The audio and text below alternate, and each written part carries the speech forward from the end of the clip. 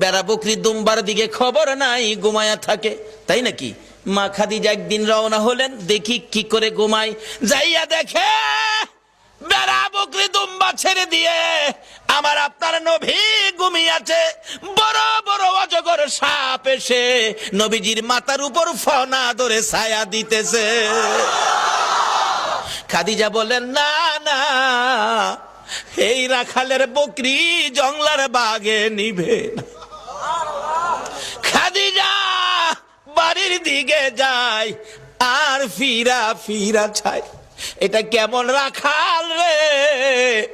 এই রাখাল তো সাধারণ কোনো মানুষ নয়।